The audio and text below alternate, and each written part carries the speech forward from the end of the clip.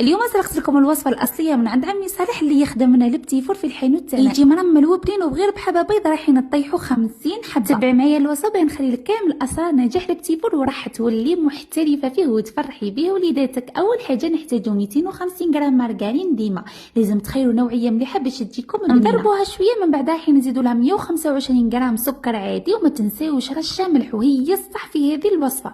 نضربوهم مليح مليح تاني يولي لي خليط كريمي بهذه الطريقه. ومن بعد نروحوا نزيدوا له بيضه كامله اللي لازم تكون بحراره المطبخ، ونقعدوا غير نضربوا حتى نشوفوا هذاك الخليط تاعنا ولا لنا ابيض. ما تنساوش مغرفه صغيره معمره مليح فاني، ولازم يكون فاني غبره ماشي فاني ليكيد. من بعد رايحين نزيدوا 50 غرام زيت، ولازم تزيدوا تدريجيا وتقعدوا غير تضربوا حتى تكملوا كامل هذاك الزيت. ومن بعد رايحين تزيدوا 50 غرام تاع حليب، ولازم تقعدوا تزيدوا ثاني تدريجيا حتى تكملوا هذيك الكميه كامل، ويولي لكم هذا الخليط تاعكم ابيض بهذا القوام باش تروحوا تزيدوا الفارينه.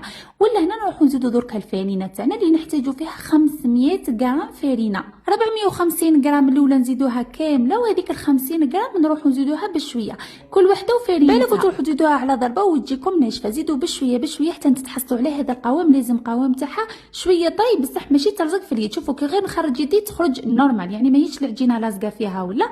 الا هنا نروحوا نجيبوا بوش، من الاحسن تكون هذه البوش تاع الكتان باش تعاونكم. وهذا هو العدوي وراح نخليه لكم في ستوري. فرشوا بابي كويسون، احكموا بشويه عجين منا ومنا باش تبوشيوه ماهوش راح يهرب لكم. تحبوا تكبروهم تحبوا تصغروهم. انا كبرتهم طاحوا لي 50 حبه، لو كان تصغروهم راح يطيحوا لكم حتى ل 70 حبه. ندخلوهم الفرن يكون سخون مسبقا على درجه حراره 180، نحمروهم مليح مليح. وشوفوا ربي يبارك فاش يجي علامه يا البنات لازم تجربوهم. من بعد نروحوا نلصقوهم. حنا في الحانوت نلصقوهم بلا جولي، بصح انا لصقتهم لكم بالمربى تاع المشمش ونديروهم كيما حبيت. ولا شويه شوكولا على الجنب ونخليوها تنشف. اذا عجبتك الوصفه اعطيها لصاحبتك، خلي لي تعليقك الجميل والسلام عليكم.